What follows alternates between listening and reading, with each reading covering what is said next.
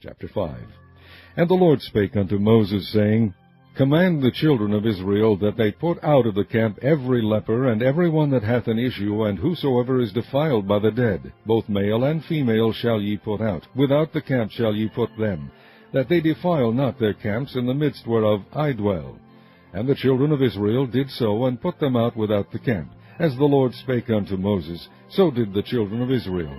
And the Lord spake unto Moses, saying, Speak unto the children of Israel, when a man or woman shall commit any sin that men commit, to do a trespass against the Lord, and that person be guilty, then they shall confess their sin which they have done, and he shall recompense his trespass with the principal thereof, and add unto it the fifth part thereof, and give it unto him against whom he hath trespassed.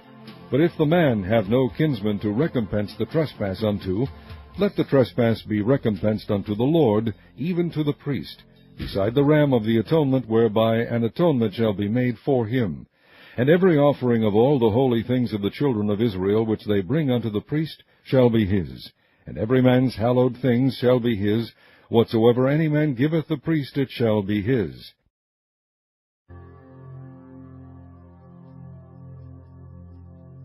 And the Lord spake unto Moses, saying, Speak unto the children of Israel, and say unto them, If any man's wife go aside and commit a trespass against him, and a man lie with her carnally, and it be hid from the eyes of her husband, and be kept close, and she be defiled, and there be no witness against her, neither be taken with the manner, and the spirit of jealousy come upon him, and he be jealous of his wife, and she be defiled, or if the spirit of jealousy come upon him, and he be jealous of his wife, and she be not defiled, then shall the man bring his wife unto the priest, and he shall bring her offering for her, the 10th part of an ephah of barley meal. He shall pour no oil upon it, nor put frankincense thereon, for it is an offering of jealousy, an offering of memorial, bringing iniquity to remembrance. And the priest shall bring her near, and set her before the Lord.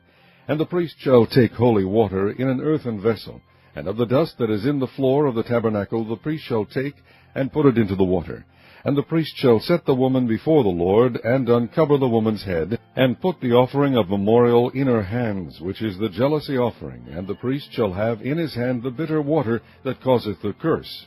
And the priest shall charge her by an oath, and say unto the woman, If no man have lain with thee, and if thou hast not gone aside to uncleanness with another instead of thy husband, be thou free from this bitter water that causeth the curse. But if thou hast gone aside to another instead of thy husband, and if thou be defiled, and some man have lain with thee beside thine husband, then the priest shall charge the woman with an oath of cursing. And the priest shall say unto the woman, The Lord make thee a curse and an oath among thy people, when the Lord doth make thy thigh to rot, and thy belly to swell. And this water that causeth the curse shall go into thy bowels, to make thy belly to swell, and thy thigh to rot. And the woman shall say, Amen, Amen. And the priest shall write these curses in a book, and he shall blot them out with the bitter water. And he shall cause the woman to drink the bitter water that causeth the curse, and the water that causeth the curse shall enter into her, and become bitter. Then the priest shall take the jealousy offering out of the woman's hand, and shall wave the offering before the Lord, and offer it upon the altar.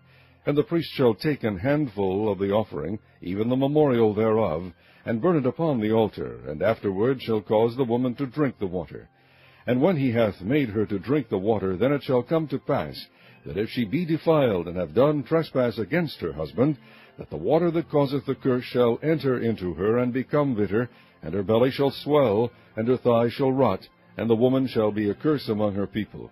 And if the woman be not defiled, but be clean, then she shall be free, and shall conceive seed.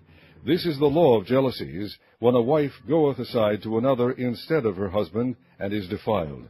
And when the spirit of jealousy cometh upon him, and he be jealous over his wife, and shall set the woman before the Lord, and the priest shall execute upon her all this law. Then shall the man be guiltless from iniquity, and this woman shall bear her iniquity.